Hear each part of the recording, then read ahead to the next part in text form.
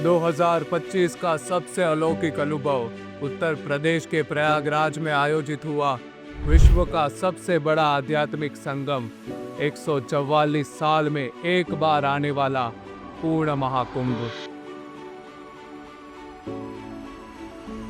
जहां 50 करोड़ से भी ज्यादा श्रद्धालुओं ने महाकुंभ में अपनी हाजिरी लगाई। लाखों संत महात्माओं के साथ करोड़ों श्रद्धालुओं ने गंगा, यमुना, सरस्वती के त्रिवेणी संगम में आकर स्नान किया। प्रयागराज महाकुंभ मेला शांत संगम का घाट है, अघोरियों का अनहद नाद है, यहाँ आए श्रद्धालुओं का अटूट विश्वास है। नमस्कार दोस्तों, मेरा नाम है रुद्र मेहता और आप सभी का स्वागत है 2025 पूर्ण महाकुंभ के इस आध्यात्मिक प्रवास में, जिसमें हम जानेंगे ऐसा क्या है यहाँ की भूमि में जो करोड़ों लोगों को अपनी बाहों में समेट लेती है। ऐसा क्या है यहाँ की जलधारा में जिसमें बहकर मन साफ हो जाता है, और ऐसा क्या है आसमान के उन नक्षत्रों में जो आध्यात्मिक ऊर्जा का संचार करते हैं। मन में उठे ऐसे हजारों सवालों को शांत करने के लिए हम सूरत से ट्रेन का प्रवास कर निकल पड़ते हैं उत्तर प्रदेश प्रयागराज की ओर।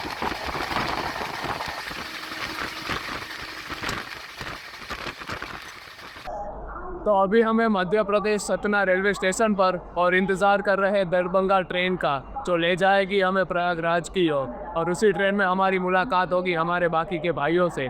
तो चलिए हमारे साथ 144 साल बाद हो रहे महाकुंभ की महिमा जानने के लिए हमारे बाकी भाइयों से मुलाकात कर हम सब लोकल ट्रेन का प्रवास कर आगे बढ़ते हैं प्रयागराज पूर्ण महाकुंभ की तरफ। तो आप देख सकते हैं कितने आराम से हम लोग जा रहे हैं प्रयागराज की ओर। बहुत ही कंफर्टेबल सिचुएशन में बैठे हुए हैं, सबको बहुत ही मजा आ रहा है। कैसा लग रहा है सुमित भाई? और आरएससी कैंसिल करवा के लोकल में बैठे हो भैया? मजा आ रहा है ना? मजा आ रहा है ना? 2 लोग और कम हो गए ना। आरएससी में टिकट कंफर्म हुई थी, वो कैंसिल करा के भैया हमारे लोकल में बैठे। इनके लिए बहुत शाबाशी है, उम्मीद होनी चाहिए कुंभ जाने की। आ जाइए आप भी। और आप कहाँ जा रहे हैं? आप भी कुंभ में जा रहे हैं? देखिए ये भी कुंभ में जा रहे हैं, सीखो। बच्चे, जवान और बुजुर्ग सब एक समान भक्ति में होकर प्रयागराज महाकुंभ की ओर आगे बढ़ रहे हैं। ऐसी कोच में हो सकता है आपको कंफर्ट मिल जाए, लेकिन अपने भगवान से संतुष्ट और प्रसन्न इन लोगों की भावनाओं को महसूस करने के लिए आपको भारतीय लोकल ट्रेन का प्रवास एक बार ज़रूर करना चाहिए। करीबन रात के 9 बजे हम प्रयागराज रेलवे स्टेशन तक पहुंच जाते हैं। तो फाइनली हम प्रयागराज रामबाग पर पहुंच चुके हैं और बस हम प्रयागराज की ज़मीन पर पाँव रखने वाले हैं, और ये हमने पाँव रख दिया। और अभी हम यहाँ से जाएंगे सीधा कुंभ मेले की ओर, सेक्टर 16 में। बोलो हर हर गंगे। तो चलिए अब चलते हैं महाकुंभ की ओर। 1 फरवरी करीबन रात के 11:30 बजे हम 2025 महाकुंभ के भव्य द्वार से प्रवेश करते हैं।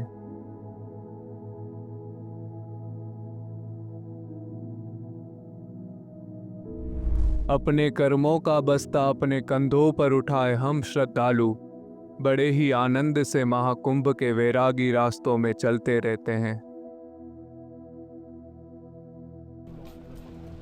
बड़े ही आराम से हम इस कुंभ मेले का आनंद ले रहे हैं। कुछ ज़्यादा भीड़ भाड़ इतनी है नहीं, बस थोड़ी सी नॉर्मल सी रेगुलर लोग हैं जो घूम रहे हैं हमारी तरह। इतना कुछ दिक्कत वाली बात है नहीं। हमें तो बहुत ही मज़ा आ रहा है और बहुत ही आनंद से हम कुंभ मेले का आनंद ले रहे हैं। महादेव महादेव। हमारे यहाँ आने से पहले 29 जनवरी मौनी अमावस्या के दिन ज़्यादा भीड़ होने की वजह से यहाँ पर कुछ गंभीर हादसे हुए थे, जिस वजह से श्रद्धालुओं के मन में डर का माहौल छा गया है। और इसी वजह से बसंत पंचमी के इस शुभ अवसर पे भी यहाँ पर भीड़ बहुत ही कम दिखाई पड़ रही है।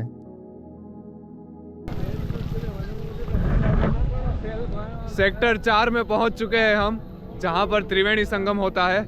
अब बस कुछ ही देर चलना और बाकी रह गया है, जिसके बाद हम संगम तक पहुंच जाएंगे। प्रवास में आगे बढ़ते हुए हमें कई भव्य द्वार दिखाई पड़ते हैं, जैसे कश्यप द्वार और नंदी द्वार।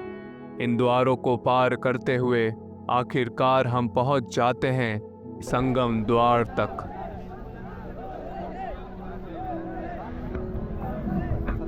तो दोस्तों, जैसा कि आप देख सकते हैं, हम पहुंच चुके हैं संगम द्वार तक। अब बस कुछ ही देर में हम त्रिवेणी संगम तक पहुंच जाएंगे, जहां मां गंगा, सरस्वती और यमुना का मिलन होता है, और कुछ ही देर में हम त्रिवेणी संगम का स्नान प्राप्त करेंगे। संगम द्वार से प्रवेश करते ही कुछ ही कदम चलने के बाद हम पहुंच जाते हैं संगम घाट तक, जहां गंगा, यमुना, सरस्वती का अलौकिक मिलन होता है। त्रिवेणी घाट पर बैठे हुए मुझे कथा का सिमरन होता है। कथा ऋषि दुर्वासा के प्रतिशोध की, कथा देवराज इंद्र द्वारा किए गए अपमान की, कथा समुद्र मंथन की।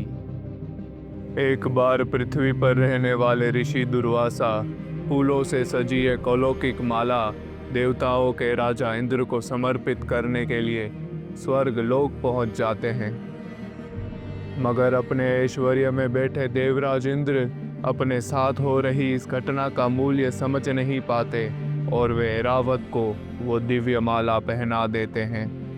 हद तो तब हो जाती है जब ऐरावत भी उस माला को उतार कर फेंक देते हैं।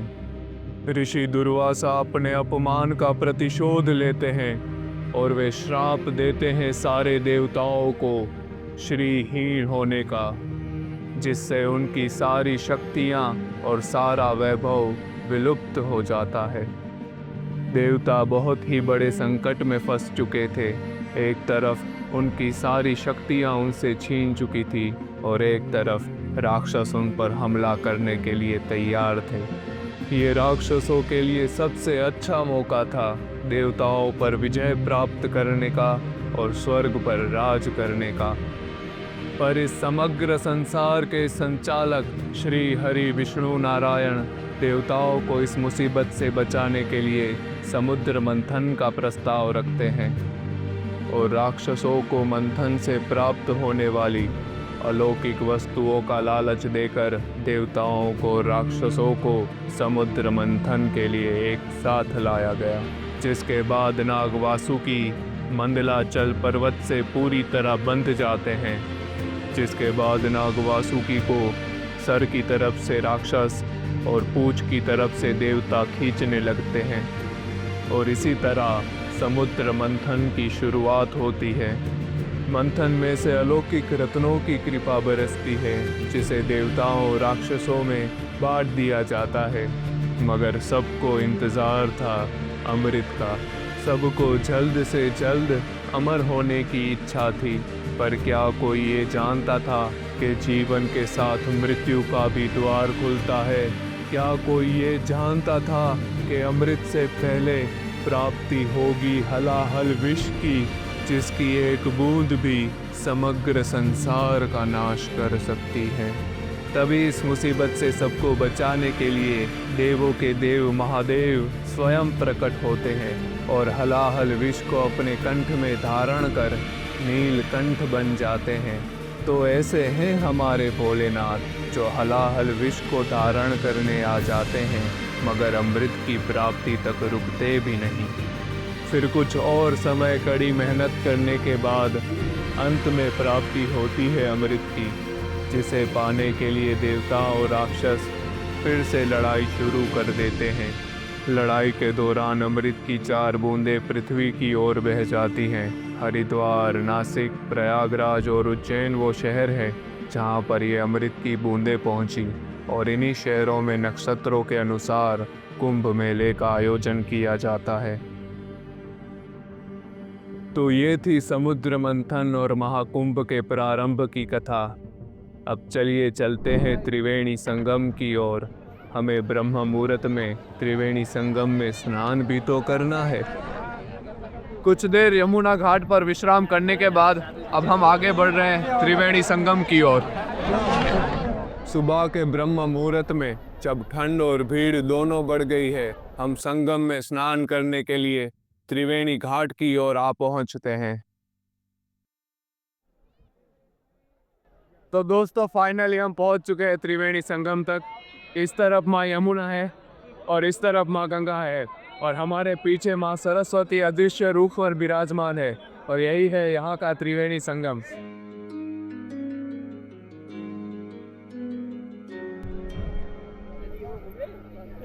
तो फाइनली हम लोग आगे बढ़ रहे हैं त्रिवेणी में स्नान करने के लिए। ठंड भाई साहब बहुत ही गजब ठंड है।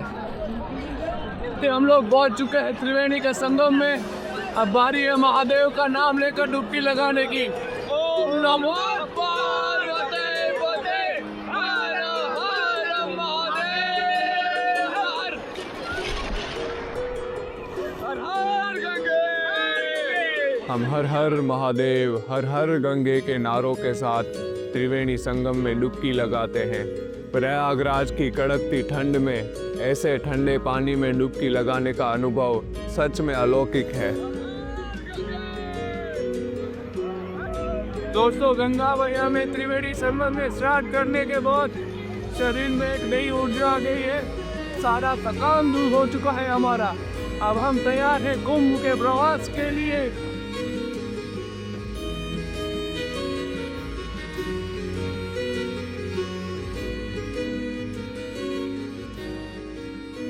त्रिवेणी संगम में डुबकी लगाते ही हमारी सारी थकान दूर हो जाती है और हमारे शरीर में एक नई ऊर्जा का संचार होता है और इसी नई ऊर्जा के साथ हम महाकुंभ के अलौकिक अनुभव का हिस्सा बनते हैं। यहाँ तक आना, महाकुंभ में शामिल होना और त्रिवेणी संगम में डुबकी लगाना हमारे लिए एक स्वप्न जैसा था जो आज सच हो चुका है। 2 फरवरी सुबह के 5 बजे संगम में स्नान करने के बाद हम एक नई ऊर्जा के साथ एक नए दिन की शुरुआत करते हुए महाकुंभ के प्रवास में आगे बढ़ते हैं। तो फाइनली हमारा त्रिवेणी में स्नान हो चुका है और महादेव के नाम का तिलक लगाकर अब हम तैयार है कुंभ मेले का आनंद लेने के लिए। अब हम सबसे पहले जाएंगे बड़े हनुमान लंबे हनुमान दर्शन करने के लिए और उसके बाद जाएंगे नाग वासुकी के दर्शन करने के लिए। तो चलिए हमारे साथ चलते हैं हमारे कुंभ के प्रवास पर।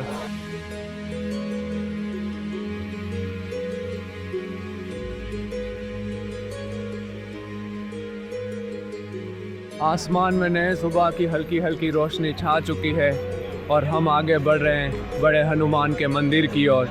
अब हम कुछ ही देर में आपको दर्शन करवाएंगे बड़े हनुमान के।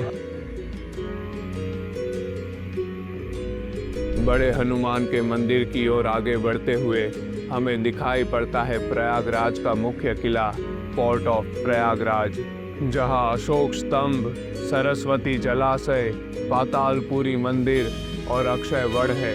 भारत के ऐसे अमूल्य रत्नों को धारण किया हुआ फोर्ट ऑफ प्रयागराज यहाँ की शोभा बढ़ाता है और इसी फोर्ट की विशाल दीवार से लगकर बड़े हनुमान के मंदिर की ओर जाने की लाइन शुरू होती है।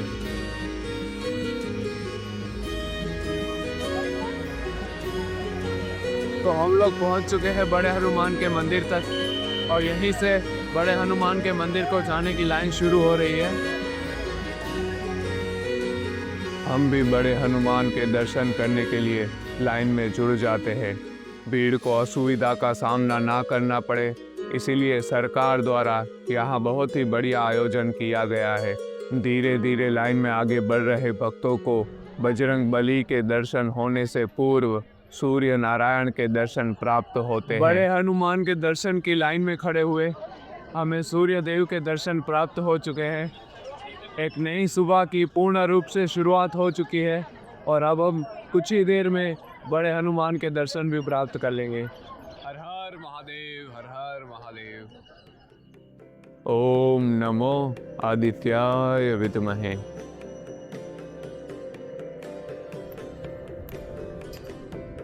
करीबन आधे घंटे से हम इस लाइन में खड़े हैं, अभी तक हमारे दर्शन हुए नहीं है और अभी पता भी नहीं और कितना टाइम लगेगा, मगर हम आए हैं तो दर्शन करके ही जाएंगे। हर हर गंगे हर हर महादेव। ओम नमः शिवाय। ग्रंथों के अनुसार भगवान श्री राम, माँ सीता, लक्ष्मण और हनुमान जी यहाँ पर लंका पर विजय प्राप्त करने के बाद एक यज्ञ करने के लिए आए थे। माना जाता है तब हनुमान जी यहाँ विश्राम अवस्था में विराजमान हुए थे और जब आधुनिक समय में यहाँ बजरंग बली की प्रतिमा स्थापित की गई तो वो भी जमीन से घिसकर विश्राम अवस्था में लेट गई, जिसे दिव्य शक्ति के आशीर्वाद के रूप में स्वीकार किया गया।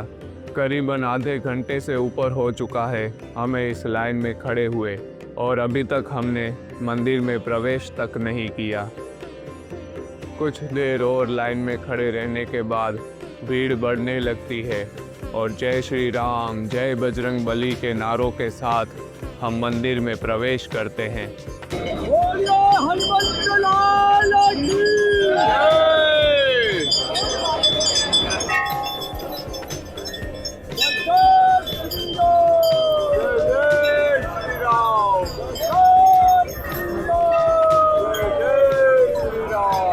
मंदिर में प्रवेश करते ही भक्तों में उत्साह की लहर उमड़ पड़ती है और तभी हमें दर्शन होते हैं बड़े हनुमान के, जो भक्तों के द्वारा चढ़ाए गए फूलों की चादर में विश्राम अवस्था में भी जागृत हैं। बजरंग बली के दर्शन करने के बाद बाहर आते ही एक दिव्य पेड़ के पास हमें कुछ देवी देवताओं के भी दर्शन प्राप्त होते हैं, जिनसे आशीर्वाद प्राप्त कर हम प्रवास में आगे बढ़ते हैं। बड़े हनुमान के दर्शन प्राप्त करने के बाद हम पहुंच जाते हैं महाकुंभ डिजिटल सेंटर। तो अभी हम आए हैं महाकुंभ अनुभूति केंद्र में महाकुंभ की महिमा जानने के लिए। तो आपको भी दिखाएंगे कि कैसे यहाँ पर महाकुंभ की पूरी दास्तान बताई गई है। चलिए आगे बढ़ते हैं। महाकुंभ डिजिटल सेंटर की विजिट लेने का फैसला हमारे लिए बहुत ही लाभदायी रहा, क्योंकि यहाँ दिखाए गए ग्रंथ, तीर्थ, परंपराएं और प्रकृति भारत की धरोहर है और यहीं से हमें पता चला उन नक्षत्रों के बारे में जो चुनाव करते हैं महाकुंभ के स्थान का। अब हम जानेंगे उन 4 शहरों के बारे में जहां महाकुंभ का आयोजन किया जाता है नक्षत्रों के अनुसार। जैसे कि जब बृहस्पति कुंभ राशि में और सूर्य मेष राशि में प्रवेश करते हैं तब हरिद्वार गंगा तट पर महाकुंभ मेले का आयोजन किया जाता है। उसके बाद प्रयागराज, जब सूर्य मकर राशि में प्रवेश करते हैं और बृहस्पति वृषभ राशि में प्रवेश करते हैं तब प्रयागराज में महाकुंभ मेले का आयोजन किया जाता है। जिसके बाद बारी आती है उज्जैन सिंहस्थ महाकुंभ की, जब बृहस्पति सिंह राशि में और सूर्य मेष राशि में प्रवेश करते हैं तब उज्जैन में कुंभ मेले का आयोजन किया जाता है, जिसे सिंहस्थ कुंभ के नाम से जाना जाता है। अंत में आता है सबसे अनोखा नासिक, जब बृहस्पति और सूर्य दोनों ही सिंह राशि में होते हैं तब नासिक में कुंभ मेले का आयोजन किया जाता है। इस एक चक्र को पूरा होने में 12 साल लगते हैं और ऐसे 12 चक्र पूर्ण होने के बाद 144 साल बाद प्रयागराज में इस महाकुंभ मेले का आयोजन किया जाता है। तो ये था हमारे महाकुंभ का डिजिटल प्रवास। आशा करते हैं आपको बहुत कुछ जानने को मिला होगा और आशा करते हैं कि आपको मज़ा आया होगा, क्योंकि हमें बहुत मज़ा आया है। हर हर महादेव। डिजिटल महाकुंभ सेंटर के सारे कमरे देखने के बाद हम वहां से बाहर आते हैं और अपने प्रवास में आगे बढ़ते हैं। प्रयागराज महाकुंभ की खूबसूरती निहारते हुए दोपहर हो जाती है और सूरज हमारे सिर के एकदम ऊपर पहुंच जाता है। प्रवास में आगे बढ़ते हुए हम पहुंच जाते हैं महाकुंभ के लिए बनाए गए स्पेशल ब्रिज पर। तपते सूरज के नीचे बहती हुई नदियों की निर्मल धार के साथ हम आगे बढ़ते हैं।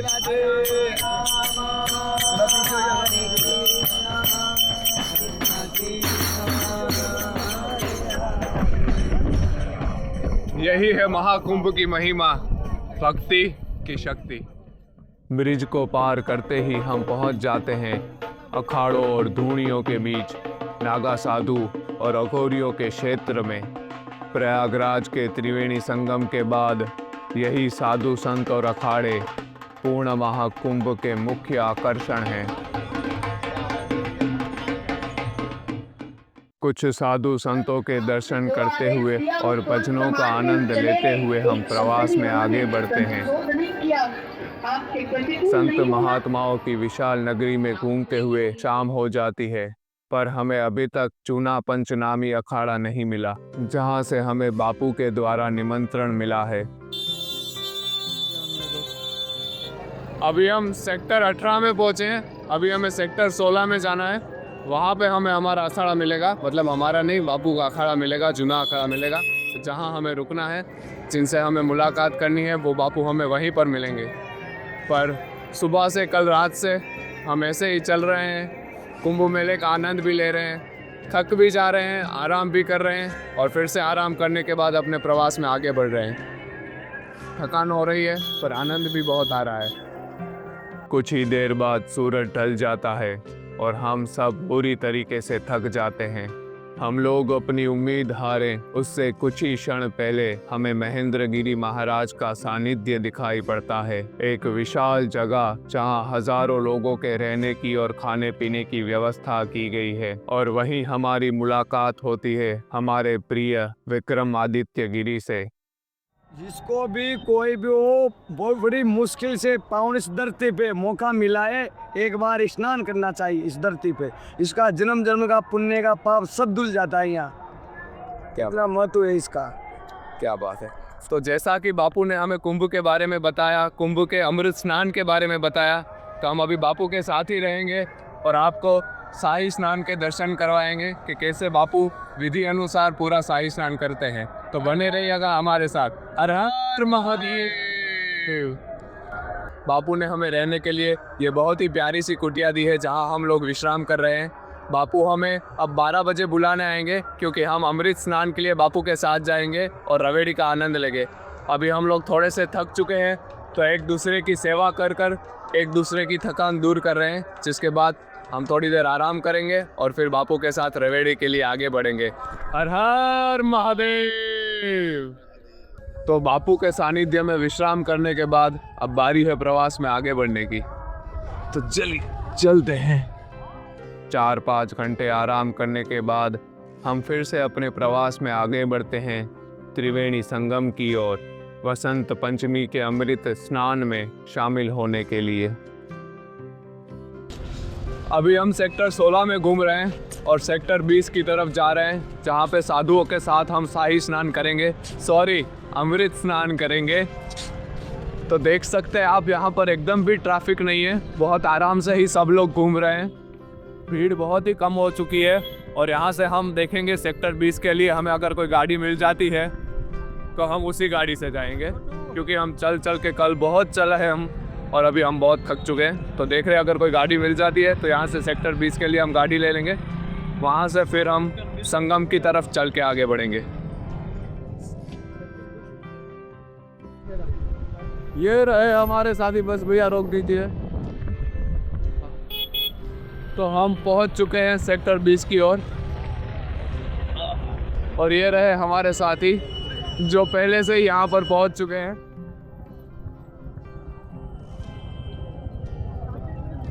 आखिरकार फिर हम सब मिल गए। अपने भाइयों के साथ मिलकर रथ यात्रा की ओर थोड़ा सा आगे बढ़ते ही हमारी मुलाकात बापू विक्रमादित्य गिरी से होती है। तो आखिरकार हमें बापू के दर्शन हो गए अपने पूरे स्वरूप में। ओम नमो नारायण। बीजा बाबू कैसे फोटो तो खींचो हमारे। हर हर महादेव, हर हर महादेव। तो दोस्तों, आखिरकार हमारी मुलाकात हमारे बापू से हो चुकी है और बापू ने अपना पूरा भस्मी रूप धारण कर लिया है, जैसा कि आप देख सकते हैं। अब बापू के साथ हम अपने प्रवास में आगे बढ़ेंगे, तो बने रहिए हमारे साथ। ओम नमः पार्वती पते, हर हर महादेव। विक्रमादित्य गिरी की मुलाकात मात्र से ही हमारे अंदर एक नए उत्साह का प्रवाह उठता है, जैसे यात्रा फिर से शुरू हो रही हो वसंत पंचमी के अमृत स्नान की। नखले नाच नचाओ, तन नो तमूर बनाओ, गलिए गलिए शोर मचाओ, रोम रोम रणकार उठे। चलो चलो रोम रोम रणकार उठे, अलख अलख निरंजन गाओ, जय जोगी जोगी सामे किनारे जाओ, जय जोगी सामे किनारे जाओ। जय गिरनारे, जय गिरनारे। हर हर महादेव, हर हर महादेव। गिरनारी महाराज की जय, गिरनारी महाराज की जय, भारत माता की जय।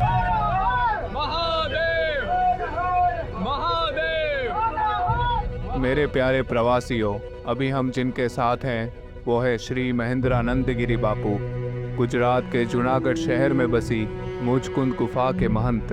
मुचकुंद गुफा के इतिहास के बारे में पुराणों में कहा गया है कि इसी गुफा में राजा मुचकुंद अपनी योग निंद्रा में विलीन थे। तब भगवान श्री कृष्ण अपनी लीला रचकर उनकी शक्तियों से कालियावन का संहार करते हैं। मुचकुंद गुफा में स्वयंभू शिवलिंग और कई सारे देवी देवता विराजमान हैं, जिन्हें आज भी श्रद्धा पूर्वक पूजा जाता है। मंडलेश्वर, सन्यासी, जगतगुरु, शंकराचार्य सभी संत गण अमृत स्नान के लिए प्रस्थान करने जा रहे हैं उस ब्रह्म मुहूर्त में। मैं जगतगुरु महेंद्रानंद गिरी जी महाराज, जूनागढ़, श्री परशुराम जूना अखाड़ा।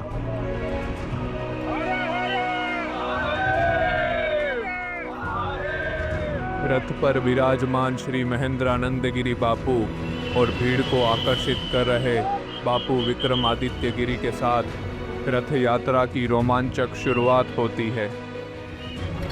सारे साधु संत और महात्मा एक लाइन में अपने रथ लगाकर रवेड़ी की शुरुआत कर रहे हैं। आप देख रहे हैं क्या अद्भुत नज़ारा है ये।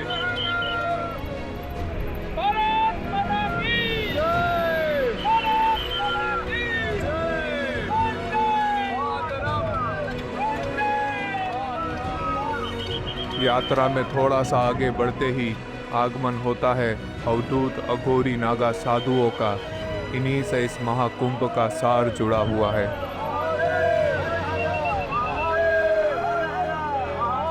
ऐसे वैरागी साधुओं के दर्शन करते हुए त्रिवेणी संगम के प्रवास में आगे बढ़ना मेरे लिए सौभाग्य की बात है। ये सब महादेव की कृपा से हो रहा है, इसलिए मैं महादेव के साथ महेंद्र गिरी बापू और विक्रमादित्य गिरी का तहे दिल से धन्यवाद करता हूँ। इन्हीं की वजह से हमें वसंत पंचमी के इस शुभ अवसर पर साधु संतों के साथ इस अलौकिक यात्रा में जुड़ने का मौका मिला।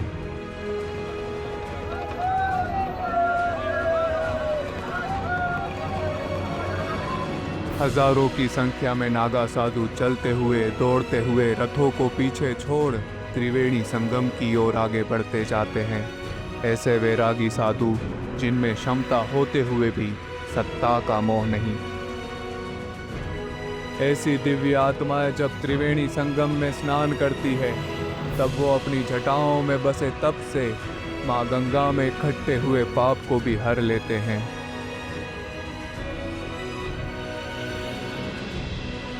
ऐसे दिव्य वातावरण में आगे बढ़ते हुए हम पहुंच जाते हैं डमरू द्वार तक।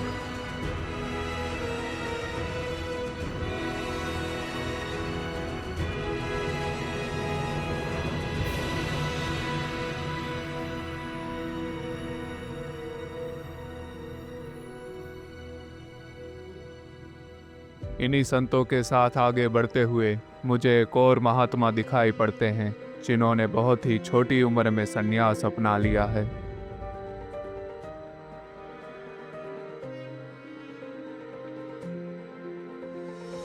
पर्वतों और गुफाओं में तपस्या करने वाले दुर्लभ नागा साधुओं के दर्शन प्राप्त करना हमारे लिए सौभाग्य की बात है।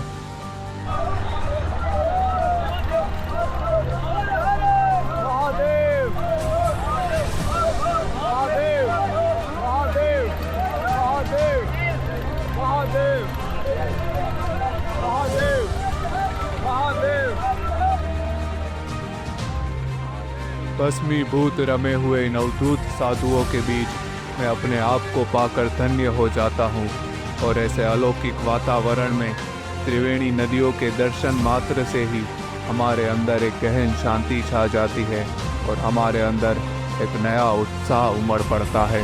तो दोस्तों, हम त्रिवेणी के घाट तक पहुंच चुके हैं। अभी हम पुल पार कर रहे हैं। इस पुल को पार करने के बाद हम त्रिवेणी संगम तक पहुंच जाएंगे। ये देखिए कैसी शानदार रवेड़ी निकल रही है संत साधुओं की, जिसमें हम शामिल हुए हैं। महादेव महादेव। ऐसा मौका जीवन में शायद ही किसी को एक बार मिलता है। हर महादेव, हर महादेव, हर महादेव।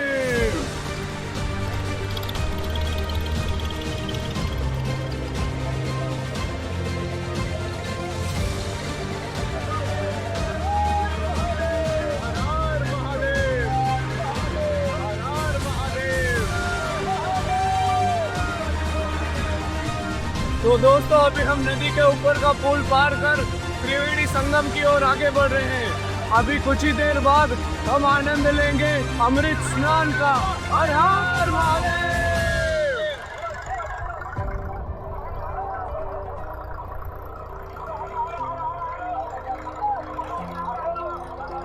हर हर महादेव, हर हर महादेव।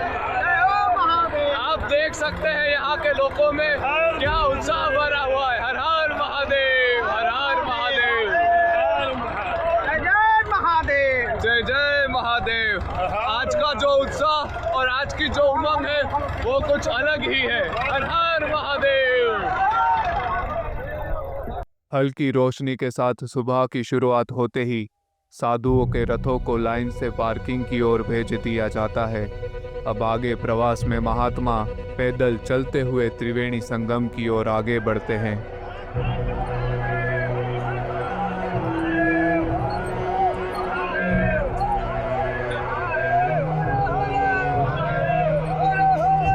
साधु संतों की टोली संगम की ओर आगे बढ़ चुकी है। अब कुछ ही देर में हम अमृत स्नान का आनंद उठाएंगे।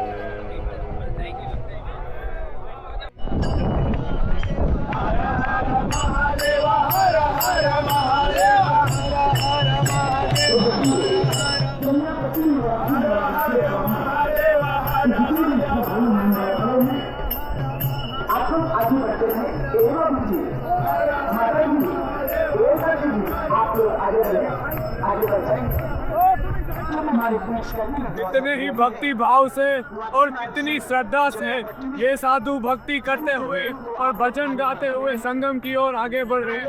आप देख सकते हैं इनका उत्साह, इनकी भक्ति में कोई कमी नहीं है।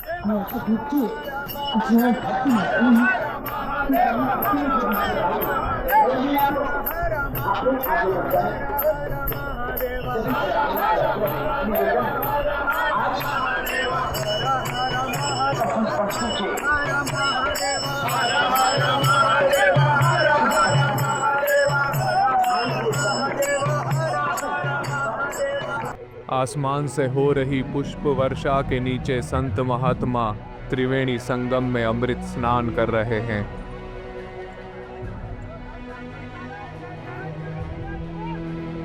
सूर्य नारायण की पहली किरण के साथ हमें भी साधु संतों के संग अमृत स्नान करने का सौभाग्य प्राप्त होता है।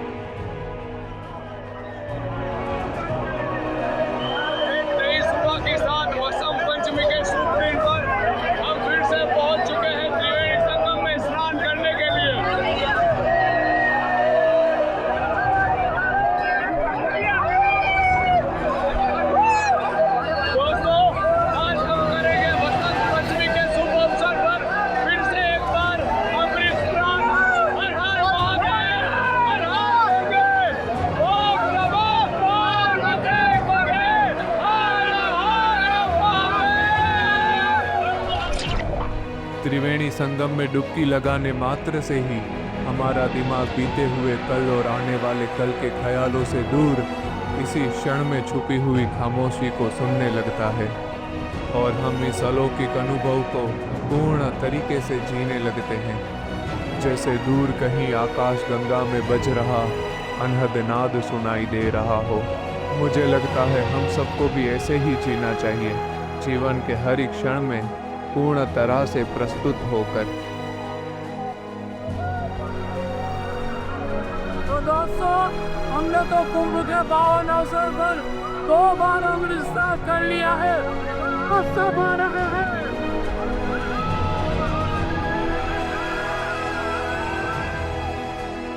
अपनी चेतना का पूरा ध्यान वर्तमान में हो रही घटनाओं पर लाइए और आप महसूस कर पाएंगे कुदरत के उन अलौकिक चमत्कारों को जिन्हें आप अक्सर मिस कर देते हैं।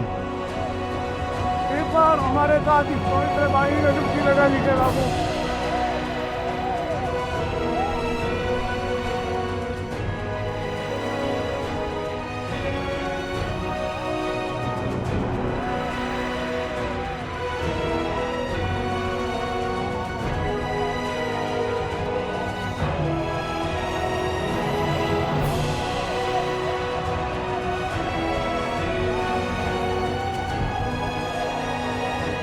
बसंत पंचमी के पावन पर्व पर मतदान हो रहा है।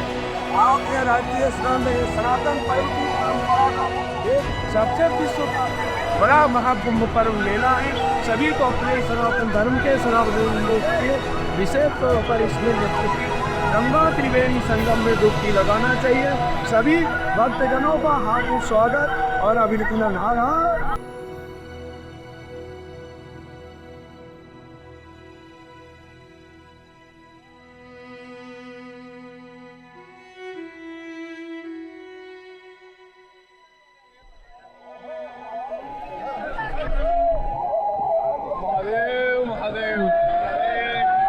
सच में ऐसे मौके शायद ही जिंदगी में किसी को मिलते हैं और हमें तो बापू के साथ आने का एक बहुत ही पवित्र मौका मिल गया। हर हर महादेव, हर हर गंगा। तो दोस्तों, 2 बार अमृत स्नान करने के बाद ऐसा लग रहा है जैसे हमें सच में अमृतत्व प्राप्त हो गया हो। और ऐसे वसंत पंचमी के पावन अवसर पर संगम में स्नान कर हम धन्य हो गए। महादेव, आपका बहुत बहुत शुक्रिया। मेरे पास शब्द नहीं है ये फीलिंग बताने के लिए कि मैं कैसा महसूस कर रहा हूँ, पर बहुत ही अच्छा लग रहा है, बहुत ही बेहतर लग रहा है। लग रहा है इस हवा में, इस भूमि में ही कुछ पवित्रता है जो अभी मेरे मन को भी छू गई है। हर हर महादेव, हर हर गंगे, ओम नमः शिवाय।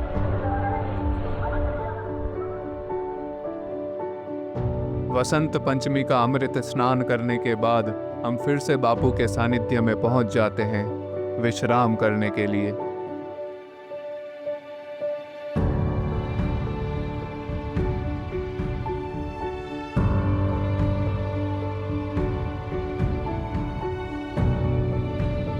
सुमित भैया, आप क्या कहना चाहेंगे महाकुंभ के बारे में? महाकुंभ के बारे में जितना भी बोला जाए उतना भी कम है।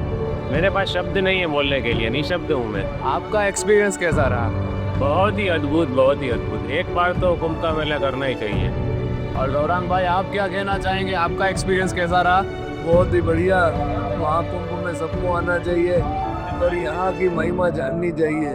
बहुत बढ़िया था। संजय भाई, आप कुछ कहना चाहेंगे महाकुंभ के बारे में? कुछ वर्ड ही नहीं है ये अनुभूति करने के लिए। थैंक यू रवि भाई, और ये चैनल को सब्सक्राइब, लाइक और सब्सक्राइब करते रहिए। देख सकते हैं आप, हम सबको बहुत मजा आया है और आप सबको भी एक बार कुंभ का आनंद लेने जरूर आना चाहिए। हर हर महादेव, हर हर महादेव। रात होते ही हम अपना सामान लेकर प्रवास के अंतिम पड़ाव की ओर आगे बढ़ते हैं।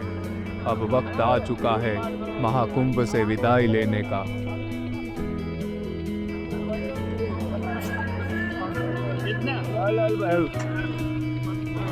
संगम तक के 500 रुपये बोल रहे हैं यहाँ से, सेक्टर 20 से, और वो भी पुल तक ही छोड़ेंगे। फिर पुल को क्रॉस कर कर हमें नहीं जा रहे हम। 500 रुपये सुनकर हम लोग नहीं जा रहे हैं। देखिए ये लोग, देखिए 500 तो ये बेच ही गया था। मैंने बोला तुम्हारा काम हो गया।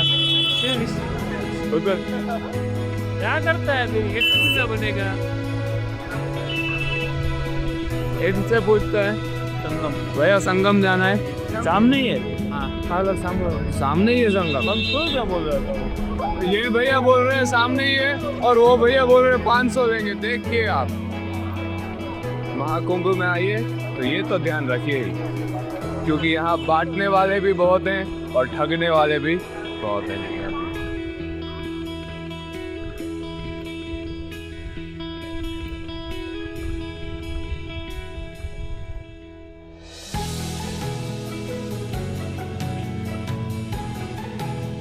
जैसा कि आप देख रहे हैं एक तरफ माँ गंगा बह रही है, एक तरफ वातावरण में इतनी शांति है और ऊपर प्यारा सा चांद वहाँ पर चमक रहा है। बहुत ही अद्भुत नज़ारा है इस संगम का। हालांकि ये संगम नहीं है, गंगा घाट है और है तो उसी का हिस्सा ही। अब पानी पानी में भी भेद कौन करे। महाकुंभ की अलौकिक खूबसूरती, यहाँ के वातावरण की शांति और साथ में बहती हुई त्रिवेणी संगम की निर्मल जल की धार मेरे हृदय के खाली स्थान को प्रेम से भर देती है। अलख निरंजन, अलख निरंजन, जय गुरुदत्त जय गिरनारी। अलख निरंजन, अलख निरंजन, जय गुरुदत्त जय गिरनारी। ओम गुरुदेवाय नमः। हरिओम तत्सत। जय गुरुदत्त।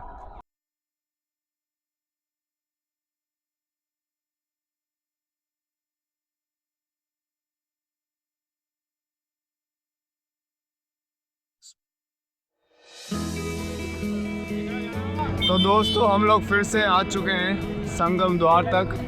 अब फिर से संगम घाट पर बैठेंगे, वहाँ की शांति का आनंद लेंगे और वहीं कुछ देर हरि भजन गाएंगे। हरि ओम हर हर गेरोनाथ, जटा पर गंग वहे दिन रात, वागे डमरू नादम डमाद, शंख नाद करे छे।